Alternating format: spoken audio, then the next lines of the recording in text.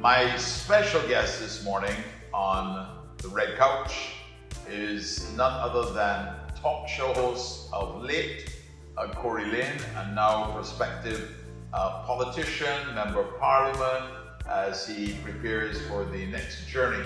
Of course, I've followed Cory's career on talk radio and the work that he's been doing at the community level. So we're going to learn a little bit more about that this morning as he prepares himself for another career, hopefully this time in a different form of public service. So welcome to the Red Couch, Cory Lane. Thank you for having me.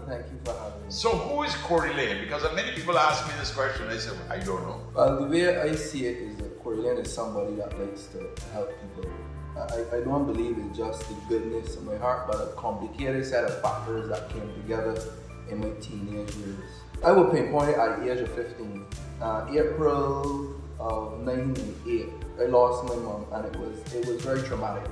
And I think that was kind of like the encapsulating factor that made it the person I am today. And I just decided to dedicate the rest of my life to helping people. How did that impact your life at such a tender age? Around that same time, 15, my mom preparing to deliver twins is supposed to be a happy time in the family. And just after she delivered these twins, she passed. And I just got so confused. I just felt lost in the world because I didn't even have that kind of family support around me that could hold me together. So it was like either going to go full wild or go in a completely different direction. And thank God I went in the other direction. I decided that, I want my life to have purpose. Every single second needs to have some kind of meaning. And it caused me to get where I am today, to be able to make impact in so many different areas. But at the same time, it turned me into a workaholic. So this is 24 years that I've been constantly going. No concept of a lunch hour, a weekend, an off day, sick leave, vacation, nothing. Where did you go to school, Cory, and do you have other siblings? Oh man, I have so many siblings. My mom had 8 of us, and my father had, so I'm the last of 11 from my father, and the third of 8 from my mom. So I went to St. Stephen's Primary, and then I went on to the law school, and then into University of West Indies.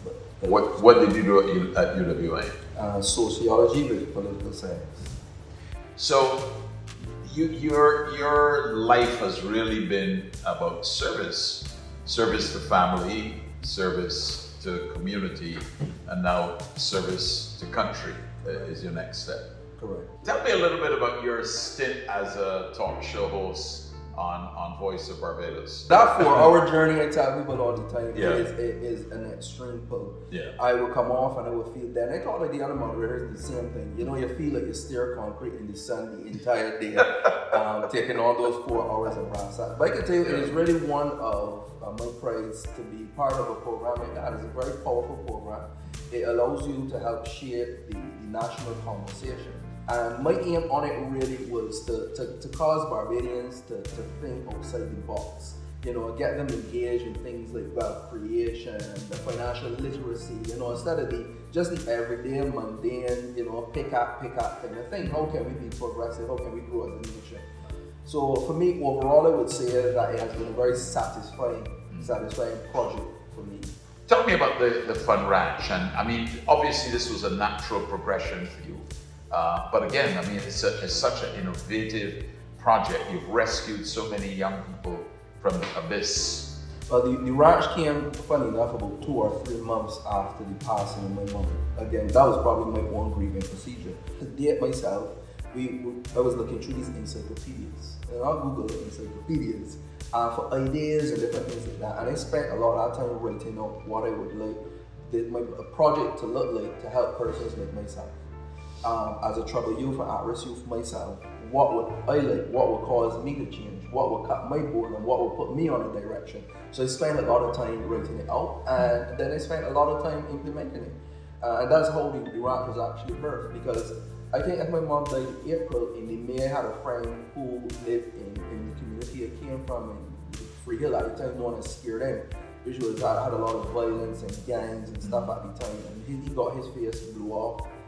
Just around the corner as well. So it was a really sad time. And what I was trying to do was to convert that sadness into something positive. to convert it and make it a good story out of a very tragic and bad story. So that's where the ranch was actually birthed. So all of the things that you can think of that was negative, what it was trying to do and have done is convert them into positive. So at the time, people like bikes, so we do like off-road ADVs. At the time, as a 15-year-old poor, these things are very expensive. We could just dream about them. What we would usually do is get some broken down thing, put together the pieces. So you always got some put together something, right? Mm-hmm. Everything that was gravitated towards in a negative way by the at-risk youth, we took the things and put it in a positive way and said, look, you don't want to be bad, good over evil. And that was actually our slogan back then. And that is how the ranch was actually created. The track record is there, 24 years of slogging.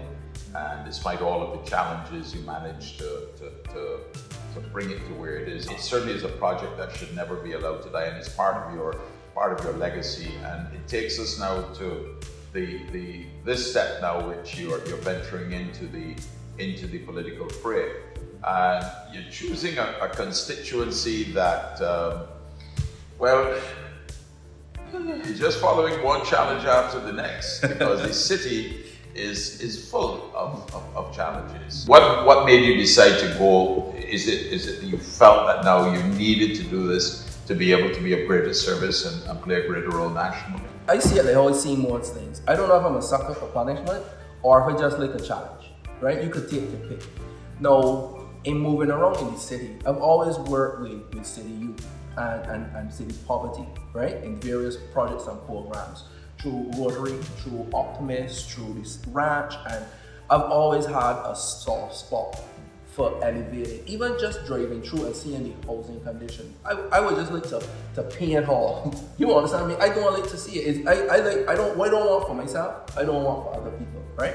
So, but I see it as a grand opportunity to move the needle in a significant way. Thank you very much. We certainly wish you all success. We need people like you in public life, people who have made a commitment. I don't know if many people could have gone to the lengths that you have gone in terms of your commitment to public life. I don't think there's a single person who would not admit that you have demonstrated beyond a shadow of a doubt that your passion, your love, and your commitment is to fellow man and the country.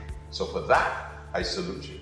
Thank you very much, and I salute you, and thanks for having me on the red coat. Very comfortable. Very, very comfortable. Yeah, IKEA chairs, boy, I tell you.